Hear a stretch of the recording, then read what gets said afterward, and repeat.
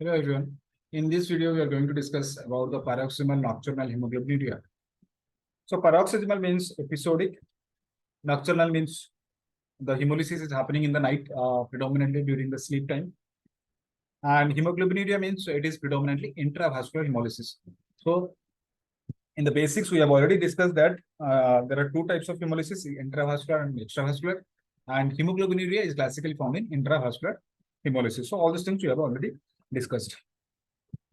So initially, the initial concept of this disease was episodic, and usually this intravascular hemolysis is happening in the night.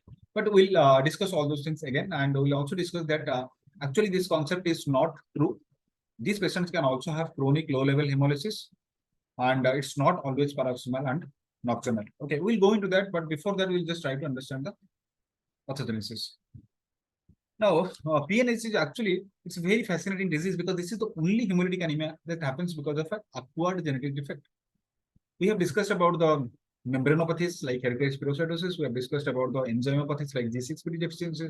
We have discussed about the hemoglobinopathies, sickle cell and thalassemia. Now, all those hemolytic anemias are actually,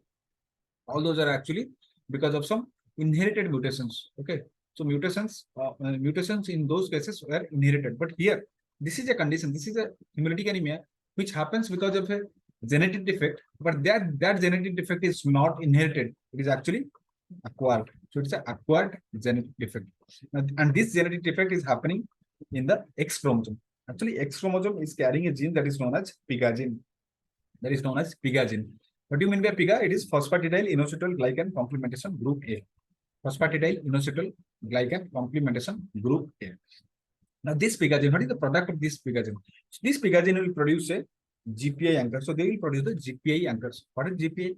These are glucosyl phosphatidyl inositol. Glucosyl phosphatidyl inositol. What is the function of this GPI anchor? This GPI anchor will carry, they will contain some of the, they will be attached to some of the complement pathway regulators. Okay, so this concept also we have discussed when we discuss about the complement system, that there are certain complement regulators, and the important ones are CD55 and CD59. So I'll just highlight it because these two are very important.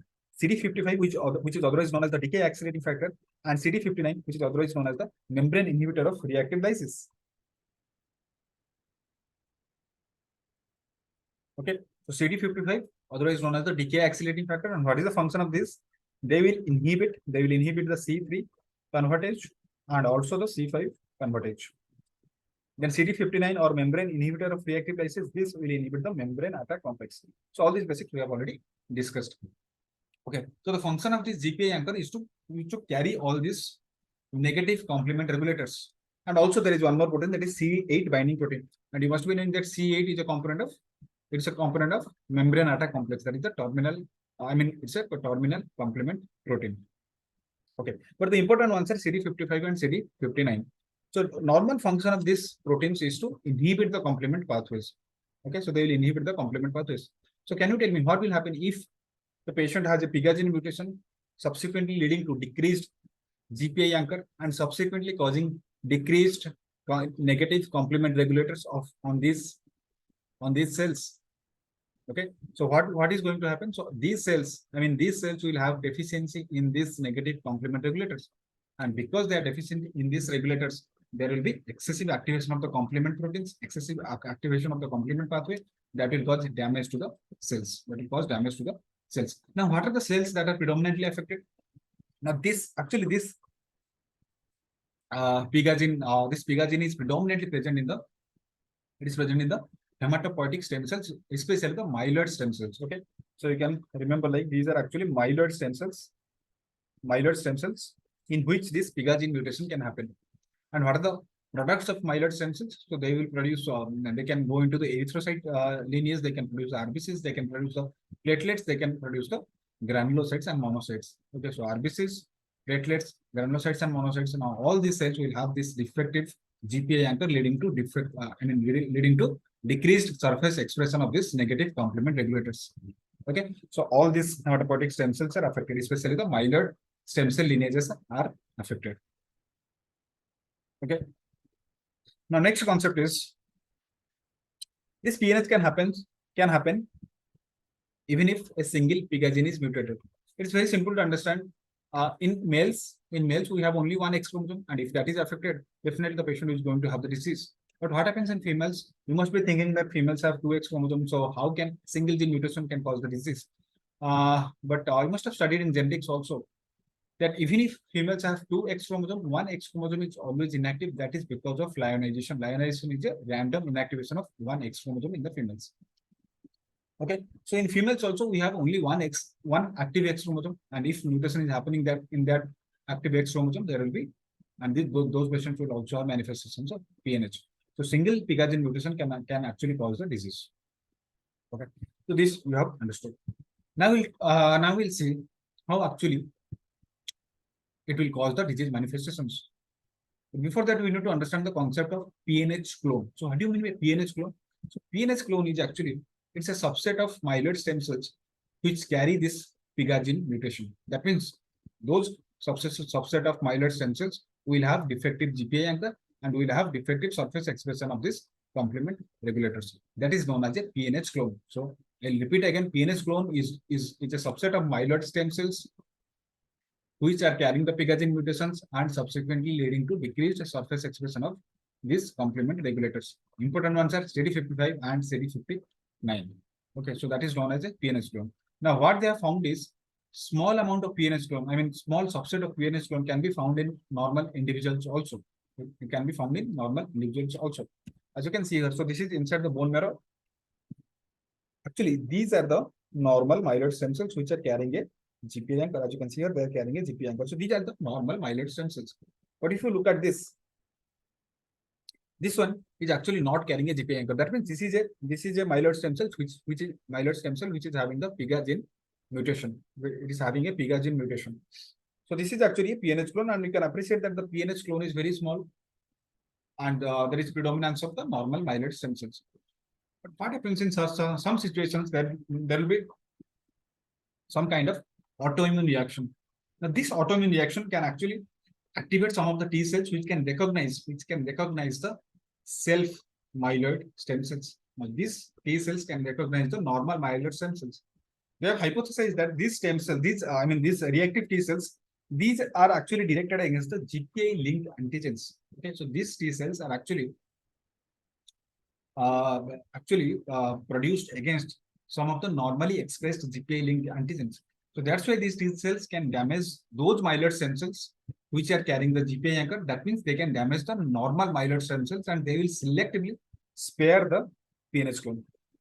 Okay, I hope it is clear. So normally in all individuals, you may find small amount of PNH clone, but in certain situations, due to activations, so due to some kind of autoimmune reaction, due to activation of some of the autoreactive T cells, now these T cells can actually damage the normal myeloid stem cells because they can identify the GPA anchor over them. And the PNH clone, because they lack the GPA anchor, they are actually spared. They are actually spared from these autoreactive T cells. So if this process continues, gradually the normal myeloid stem cells component will reduce and the PNH clone percentage will increase. So as you can see here, the normal stem cell is reduced, but the PNH clone is significantly increased. Now these patients can actually have the manifestations. These patients can actually have the manifestations. We'll discuss in acquired aplastic anemia. Actually, acquired aplastic anemia is also a condition where there is T cell mediated damage to the normal myeloid stem cells. Okay, so this condition we will discuss later. In acquired aplastic anemia, also there is T cell activation and that will cause damage to the normal myeloid stem cells. So that is why in patients with acquired aplastic anemia, in some patients with acquired aplastic anemia, also you will find an increased PNH clone. Okay, you will also find increased PNH clone. So basically, PNH, if you're finding PNH in some patient, they can anytime go into aplastic anemia. And also patients who have aplastic anemia, if you look for the PNH clone, most of these patients, you are going to get PNH clone, especially the acquired aplastic anemia. Okay, so in patients with acquired aplastic anemia, if you look for the PNH clone, most of these patients, you are going to get this PNH clone. So basically, there is an overlap. If the patient has PNH, they can go into aplastic anemia at any point of time. And if a patient has aplastic anemia, they may also have a PNH clone in them. Okay, so this is the basic concept. Now we'll see what are the clinical manifestations. So from this, you can understand if you are having a RBC,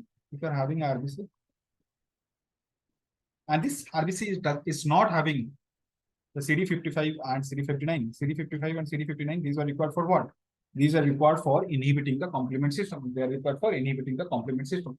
Now, if this RBC doesn't have this negative regulators of complement over its surface, there will be excessive activation of the complement that can cause lysis to the RBCs, and it will cause hemolysis of the RBCs, and it is predominantly intravascular hemolysis. Okay, so I hope it is clear. So if you do not have the decay accelerating factor and membrane inhibitor of reactive lysis, these RBCs are actually, there are very high risk of complement mediated lysis, and this complement mediated lysis can actually cause intravascular hemolysis, leading to hemoglobinuria. And what they have found is during sleep time, in the night, during the sleep time, there is some amount of excessive carbon dioxide generation, which can actually cause an acidotic condition. So carbon dioxide will reduce the pH, that will cause acidotic condition. This acidotic condition actually, it can activate the complement pathway. It can activate the complement pathway. Now that can cause intravascular hemolysis during the sleep time, and in the early morning when the patient awakes and is going for micturition, he can find that there is reddish urine. That is because of the hemoglobinuria. Okay, so that is actually classical manifestation of this patient. So they will complain red urine upon awakening. Even in the question also, if they want to ask you about the classical PNH, they will give this history. So passing red urine upon awakening. So this is classically what is described as paroxysmal nocturnal hemoglobinuria. Okay, so this is described classically as paroxysmal nocturnal hemoglobinuria. But now you need to understand that in most of these patients, I mean, this paroxysmal and nocturnal hemoglobinuria is found only in 25% of the cases. I mean, in 25% of the cases, it is paroxysmal and nocturnal.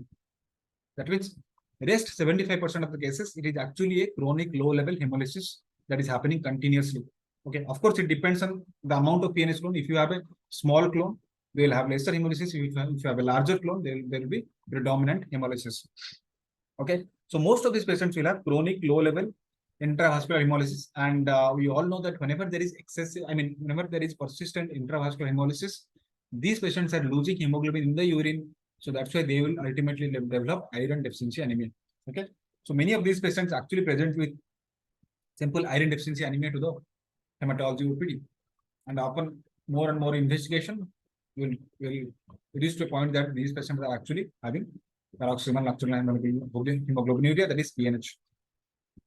Okay, so they can present with simple iron deficiency anemia also. Now, the second important one is, so this is the first important manifestation. Second one is the thrombosis. Now, actually, PNH is described as a triad of clinical manifestations: anemia, thrombosis, and the third one is the bone marrow failure. Bone marrow failure, that means the aplastic anemia. And this I have already discussed with you, how PNH can be associated with aplastic anemia. So that I have already discussed. We have also discussed about the anemia. One more point about anemia, that these patients can also have extravascular hemolysis. They can also have some amount of extravascular hemolysis. Especially under two circumstances, it can have extravascular hemolysis. The first one is whenever there is some kind of infection, whenever there is some kind of intercurrent infection, this infection can actually activate the macrophages, and these macrophages can identify some of the RBCs. They can identify some of the RBCs which is containing the C3b. I hope you remember what is C3b. So C3b is also a product of complement system. It's also a product of complement pathway. The C3b is actually a very good opsonin. Okay, they are very good opsonins.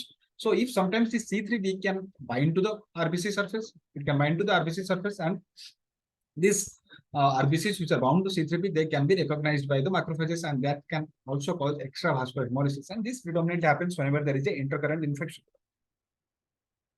There is another situation where this extravascular hemolysis can happen in these patients, that I will discuss in the next slide. Okay.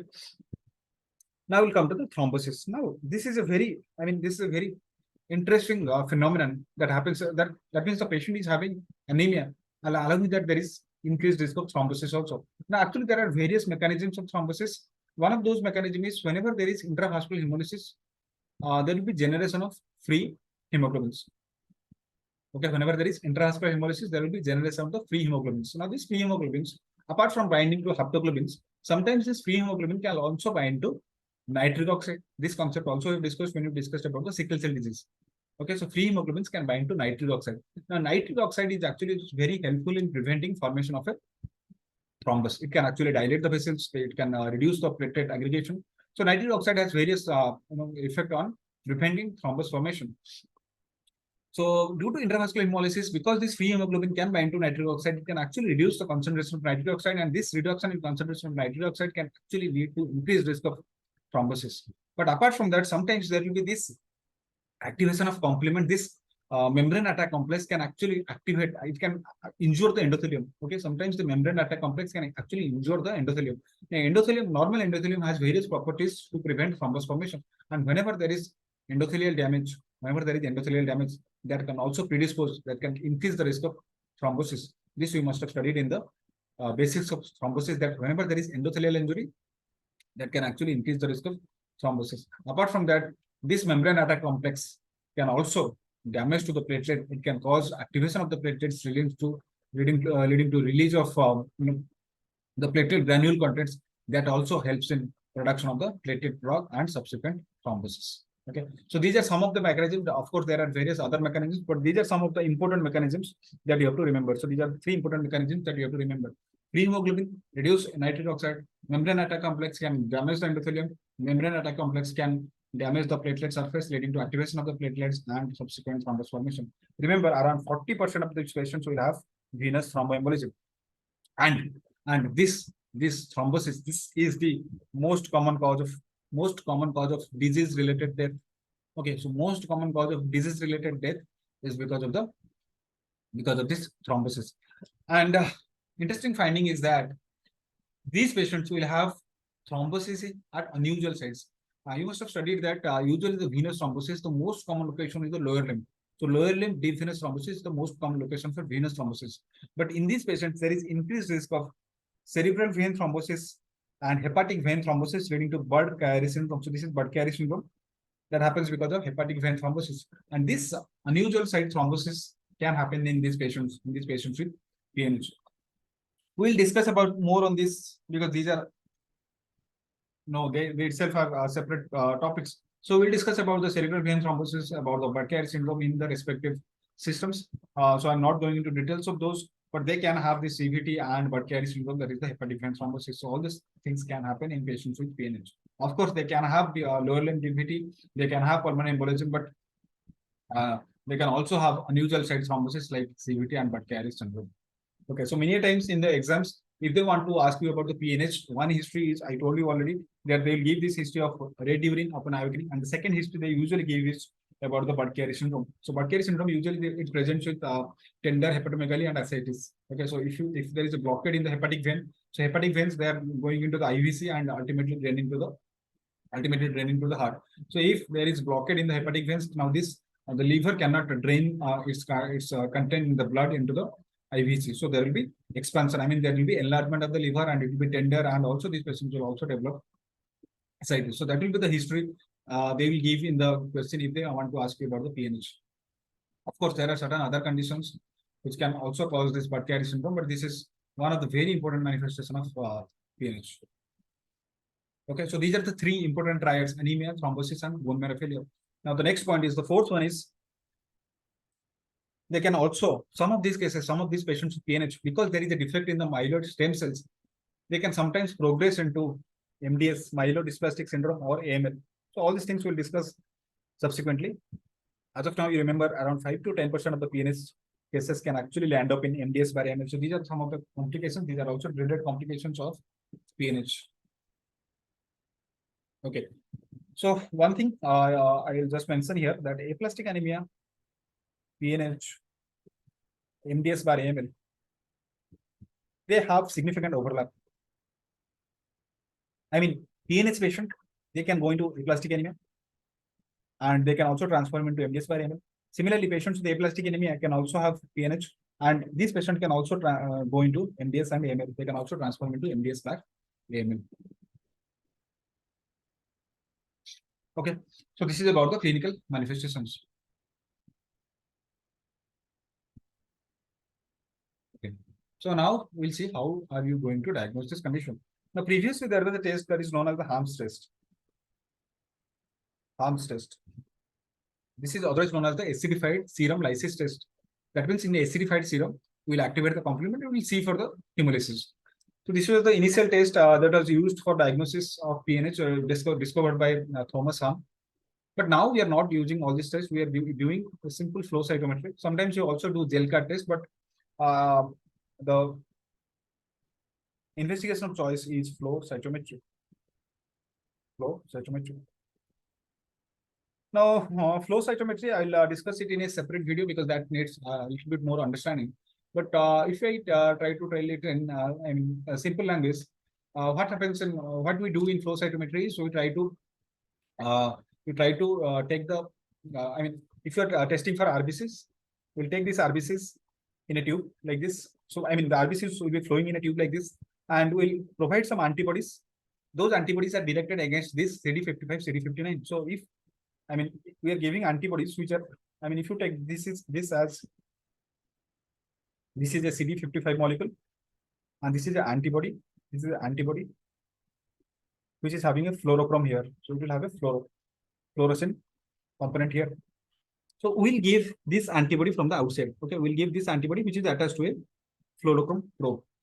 Okay, which is attached to a fluoroprobe. Now, if this antibody, if this RBCs inside this tube, if they have this CD55, this antibody can bind to those RBCs. Okay, so if these RBCs which are flowing through the tube, if they have CD55, they will bind to these RBCs, and it can be detected. It can be detected by the fluorescence method. It can be detected by the fluorescence method. Now, this is the principle of flow cytometry. And if these RBCs they do not contain the CD55, they will be they will be defined as CD55 negative RBCs. CD55 negative RBCs. Okay. So, and in this patient, in patients with PNH, they will have the they will have deficiency of CD55 and 59, and through this process of flow cytometry, they can be diagnosed. Okay. So more on this we'll discuss later, but as of now, this is the just remember that this is the simple understanding of the flow cytometry. And by doing this method, we will get plots something like this. As you can see here, CD55, CD59, and you can see this is the population of the cells. This is the population of cells, and all these cells are having both CD55 and CD59. So that means these are normal cells. These are normal RBCs. But if you see here, there is a group of normal RBCs. So this is the normal RBC pool. But if you can see, there are some cells which are negative for CD59 or also negative for CD55. That means this is our PNH clone. This is our PNH clone. Our PNH clone.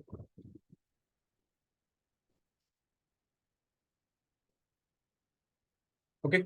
So this is how we diagnose the case. Now there is a question: can you do this post blood transfusion? Can you do this investigation? Can you do this flow cytometry post blood transfusion? Post PRBC transfusion, because many of these patients will come with severe anemia because of ongoing intravascular hemolysis.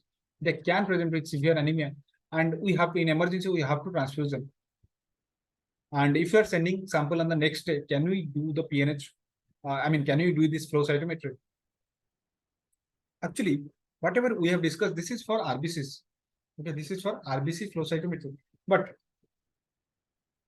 if we are doing this method post blood transfusion, there might be possibility of false negative results, because in the transfused blood, the transfused PRBCs will be carrying the CD55, CD59. So they will interfere with the results of this test. So what we can do is we can do the flow cytometry on the other myeloid cell, myeloid lineage cells. That is, we can also do this over the WBCs, especially the granulocytes and monocytes. So if the patient is transfused, we do not do flow cytometry for the RBCs. We do it on the granulocytes and monocytes, because these are not affected by the PRBC transfusion. And also from the concept we have understood, with the basic understanding, we know that even the granulocytes and monocytes will also have this defect. They will also have this defect. That's why you can use flow cytometry, and we can identify the PNH clone in this granulocyte and monocyte lineage. So definitely we can diagnose these patients even after the PRBC transfusions. Okay. Of course, in these for this granulocytes and monocytes, we do not use CD55 and CD59. We use different markers. But those things are not important for you to know at this point of time. So just remember, we can still diagnose this condition by diagnose this condition, I mean, we can do flow cytometry after blood transfusion also. Okay. And there is one more test usually asked in the exams, lab score. So what is lab score? Lab score is a leukocyte alkaline phosphatase score. Leukocyte alkaline phosphatase. That means alkaline phosphatase is an enzyme which is present inside the leukocytes, and we are calculating that score. Usually, lab score is, I mean, it's low in patients with chronic myeloid leukemia. Okay, so lab score is low in chronic myeloid leukemia, and it is also low in patients with PNH. This we'll discuss later. Now, why this is reduced in PNH? Because they found that this alkaline phosphatase, it is also attached to this alkaline phosphatase. It is also attached to a GPA anchor. So it is attached to a GPA anchor. So that's why, because they lack the GPA anchor, there is also reduction in the leukocyte alkaline phosphatase score. Okay, so these are the two conditions. It's a very important question. What are the two conditions where you are going to have low lab score? One is CML, another one is PNH. About the CML, we'll discuss later. Okay, so now this is how you are going to diagnose. Now, how are you going to treat it? The definitive treatment, remember, for a long time, the only treatment that was available is hematopoietic stem cell transplantation. Allogenic hematopoietic stem cell transplantation. That was the only treatment available for a long time. And currently also, this is the definitive treatment. This is the definitive treatment. But also, we have certain drugs. We have certain drugs which can be used in these patients.